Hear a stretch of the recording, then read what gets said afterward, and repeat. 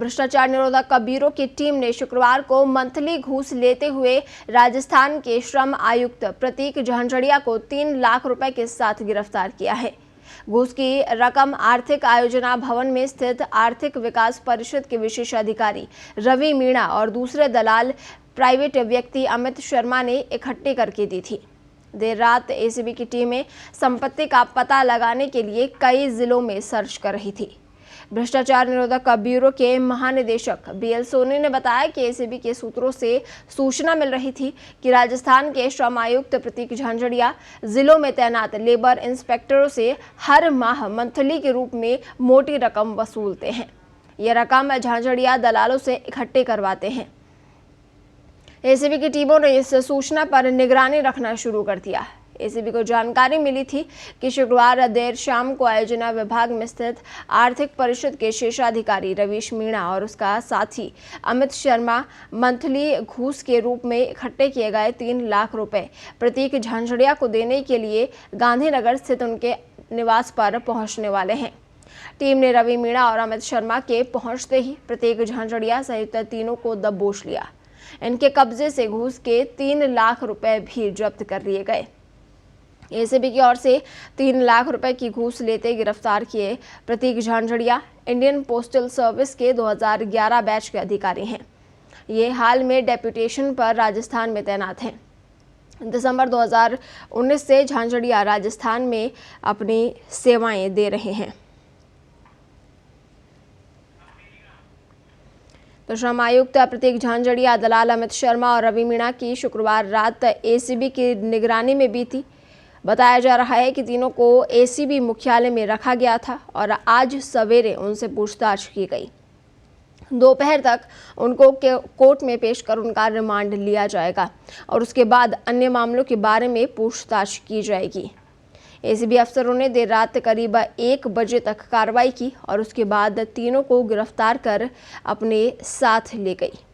ACB अफसरों ने बताया कि गांधीनगर स्थित सरकारी आवास में देर रात तक सर्च जारी रही। बहुत से दस्तावेज और मिले हैं जिनमें लेन देन का हिसाब है। कुछ कैश भी मिला है।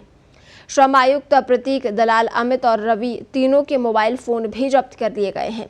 इन फोन से आपस में कई सारी कॉल्स की गई और ट्रैकिंग से बचने के लिए व्हाट्सएप वॉइस कॉल भी की गई है। एसीबी अफसरों का मानना है कि प्रतिनियुक्ति पर लगे प्रतीक झांझड़िया के संपर्क 2 दलाल रवि और अमित के अलावा 3 से 4 अन्य दलालों से हो सकते हैं, जो जयपुर समेत अन्य जिलों से उनके लिए उगाही करते थे।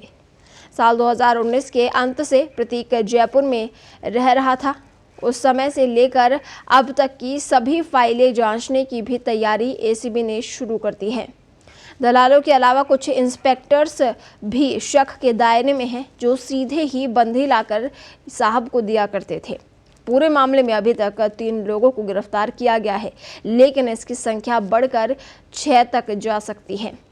एसीबी के इस ट्रैप के बाद श्रम विभाग से जुड़े अधिकतर अफसरों के फोन या तो आउट ऑफ नेटवर्क मिले या फिर बंद मिले। इस खबर पर ज्यादा जानकारी के लिए जयंत हमारे साथ फोन लाइन पर जुड़े हैं। जयंत, बड़ी कार्रवाई एसीबी की ओर से यहाँ पर की गई है। झांझड़िया जिन्हें रिश्वत लेते हुए पकड़ा गया है, क्या कुछ अपडेट है पूरे मामले में? बिल्कुल, देखिए, लेट नाइट करीबन 1 से 1:30 बजे तक ये पूरा ट्रैप किया गया है। उसके बाद इनको पुलिस एसीबी ने अपनी हिरासत में लिया। कुछ देर बाद इनको कोर्ट में पेश करके इनसे रिमांड ली जाएगी। 3 से 4 दिन की रिमांड कॉल की गई है कि रिमांड उसकी प्लानिंग की जा रही है। अब मैजिस्ट्रेट कितने दिन की रिमांड देते हैं, ये देखने का विषय होगा। जयश्री, ये पहली बात। दूसरी बात ये है कि इस पूरे घटनाक्रम के बाद बड़ी संख्या में कैश के लेन देन की डिटेल्स एसीबी को मिली हैं। कई सारी फाइलें हैं जिनको एसीबी ने अपने कब्जे में लिया है और आज जो ऑफिस है उनका वो खुलवाकर वहां रखी और फाइलें अपने कब्जे में एसीबी लेगी। सबसे बड़ी बात यह है कि जो मजदूर वर्ग के लोग हैं, जो अपने मालिकों से या किसी अन्य तरीके से उनके टॉर्चर से परेशान होकर श्रम आयुक्त या श्रम विभाग के यहाँ पर जब उनकी शिकायत करते हैं तो उम्मीद रखते हैं कि उनके साथ न्याय होगा। लेकिन ऊपरी स्तर पर ही श्रम विभाग से जुड़े ये अफसर सीधे फैक्ट्री जो संचालक हैं मालिकों से बंधी लेते, उनसे रिश्वत लेते और उनके जो कर्मचारियों की शिकायतें हैं, मजदूर वर्ग की जो शिकायतें हैं, उनको डंप कर दिया जाता, डस्टबिन में फेंक दिया जाता। तो ये एक बहुत बड़ा रैकेट है और एसीबी अफसरों का यही कहना है कि इसमें जो गिरफ्तारियां फिलहाल 3 हुई हैं, इसकी संख्या बढ़ सकती है और बड़े लेन देन के और खुलासे इसमें होना तय है। जयश्री जी जयंत, ये जो पूरा मामला है, क्या कुछ और जिलों से भी इसको लेकर लोगों को गिरफ्तार किया जा सकता है? और ये भी सामने आया है कि कुछ और दलाल भी हैं जो इसमें मिले हुए थे। बिल्कुल, देखिए वो दलाल कुछ और भी हैं जो निजी भी हैं और जो इंस्पेक्टर्स लेवल के जो अफसर हैं वो भी हैं, और 7 से 8 लोगों की जो लिस्ट है एसीबी के पास है, जो रडार पर है, उनको पूछताछ के लिए आज या कल बुलाया जाना तय है और उनको इस बारे में पहले ही सूचित कर दिया गया है कि वे अगर शहर छोड़ते हैं या अन्य किसी काम से शहर के बाहर जाते हैं तो इसकी सूचना उनको पहले अफसरों को देनी होगी, उसके बाद जाकर वो आगे की कार्रवाई कर सकते हैं। ऐसे 7 से 8 लोग हैं जिसमें इंस्पेक्टर्स शामिल हैं और जिसमें निजी दलाल शामिल हैं। तो संख्या गिरफ्तारी की बढ़ना तय है और बड़े लेवल पर इस पूरे घटनाक्रम का खुलासा होना अभी बाकी है। दोपहर बाद तक एसीबी के अफसर इस पूरे मामले में और बड़ी जानकारी मीडिया से शेयर करने वाले हैं। लेकिन बड़ी बात यह है कि जब प्रतिनियुक्ति पर जब से रहे 2019 के लास्ट से, तब से लेकर अब तक कितनी फाइलों को देखा जाएगा। यही कारण है कि एसीबी फिलहाल इस मामले में जल्दबाजी करने से बच रही है। उनका यही कहना है कि बहुत जो ज्यादा शिकायतें हैं, बड़े लेवल पे शिकायतें हैं, पहले उन फाइलों को देखा जाएगा, उसके बाद बाकियों का नंबर आएगा। इस बारे में जो दिल्ली के अफसर हैं उन तक को सूचना दे दी गई है। जी जयंत, जो कल इनके आवास पर सर्च किया गया उसमें क्या क्या दस्तावेज मिले हैं, क्या क्या जानकारियां और जुटाई गई हैं? देखिए, उसको फिलहाल अभी गोपनीय रखा जा रहा है ताकि इस कार्रवाई को आगे गोपनीय तरीके से बढ़ाया जा सके। लेकिन जब अफसरों से अभी कुछ देर पहले करीब 8:30 बजे के आसपास बात हुई तो उनका यही कहना था कि कुछ कैश भी बरामद हुआ है। लेट नाइट 1 से 1:30 बजे तक ये ट्रैप चला है, कार्रवाई चली है और काफी सारी लेन देन की जानकारियां भी मिली हैं। कुछ मैसेजेस मिले हैं आपस में 3-4 लोगों के और अन्य लोगों के भी मैसेजेस मिले हैं। व्हाट्सएप कॉल मिली हैं और बेहद कम जो टेक्स्ट मैसेज हैं वो मिले हैं और जो कनेक्टिविटी के जरिए जो कॉल की जाती है वो कम मिली है, व्हाट्सएप कॉल्स ज्यादा मिली है। तो तमाम लोगों को पहले कोर्ट में पेश करके उनके रिमांड लेने की प्लानिंग है और उसके बाद सभी को एक साथ एक ही जगह बैठाकर पूछताछ करने की तैयारी है उन व्हाट्सएप कॉल के बारे में जो इन तीनों में आपस में रही। जयश्री जी जयंत, ये सामने आया है कि 2019 से ही ये यहाँ पर तैनात है। ऐसे में इतने सारे मामले अभी तक हुए होंगे, सिर्फ ये तो एक ही मामला था कि 3 लाख रुपए मिले हैं। इससे पहले जहाँ कहीं और तैनात होंगे वहाँ पर भी ऐसे मामले हुए होंगे। बिल्कुल, देखिए वो भी एक जांच का विषय है। लेकिन आप ये देखिए कि लगातार 2 साल तक जो कोरोना ने पूरे देश की कमर तोड़ के रख दी, सबसे ज्यादा मजदूर वर्ग प्रभावित हुआ अपने मालिकों से और परिस्थितियों से और अन्य कारणों से। उन सब की जो शिकायतें रही, बड़ी बल्क में, बड़ी मात्रा में वो शिकायतें मेल या अन्य माध्यमों के जरिए श्रम आयुक्त या जो श्रम डिपार्टमेंट है वहां तक पहुंची, उन तक पहुंची। सब मजदूरों को और लेबर वर्ग के लोगों को, मजदूर वर्ग के लोगों के, कामकाजी लोगों को ये उम्मीद रही होगी कि उनके साथ न्याय होगा।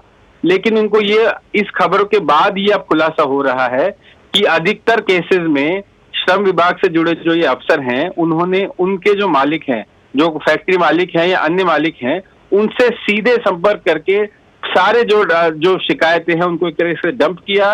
मजदूरों की जो भावना है, जो लेबर क्लास की जो भावना है, उससे खिलवाड़ किया। और अब इस पूरे घटनाक्रम के बाद ये सबसे बड़ी संभावना, इस पे सबसे बड़ा क्वेश्चन मार्क लगता है कि क्या उन लोगों को, क्या उन मजदूरों को उनका अपने मालिकों के खिलाफ या उनको न्याय मिल पाएगा जिस न्याय के लिए उन्होंने उस जगह पर अरदास लगाई, उस जगह पर एप्लीकेशन लगाई जिसको सरकार ने तय किया है, सरकार ने नियुक्त किया है। तो ये वही बात है कि बाढ़ खेत को खा रही है। इसका सीधा उदाहरण कल रात की एसीबी की कार्रवाई है, उसमें देखने को मिला है। जयश्री जी जयंत, यहाँ पर एसीबी तारीफ के काबिल है यहाँ पर, क्योंकि लगातार जो है भ्रष्टाचार के मामले खोल रही है एसीबी, बड़े बड़े अधिकारियों पर गाज गिर रही है। लेकिन ये जो मामले हैं ये थमने का नाम यहाँ पर नहीं ले रहे हैं।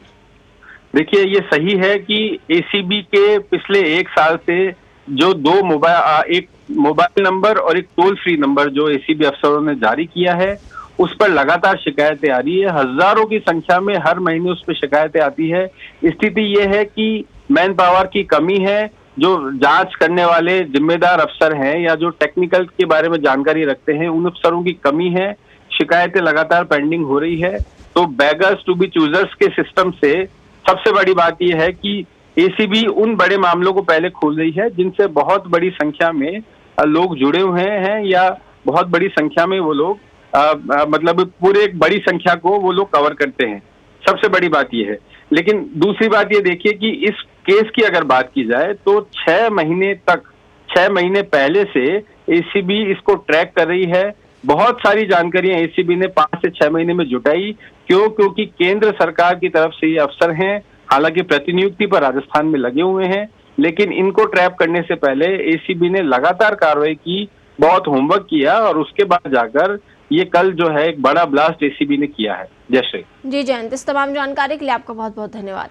तो आपको बता दें, एक बड़ी कार्रवाई यहाँ पर की गई है। एसीबी द्वारा श्रम आयुक्त को 3 लाख रुपए की रिश्वत लेते हुए गिरफ्तार किया गया है। आज दोपहर बाद कोर्ट में पेश कर रिमांड मांगी जाएगी, और ये भी सामने आया है कि कुछ और दलाल भी हैं जो इसमें शामिल हो सकते हैं, और कार्रवाई अभी भी एसीबी की ओर से जारी है।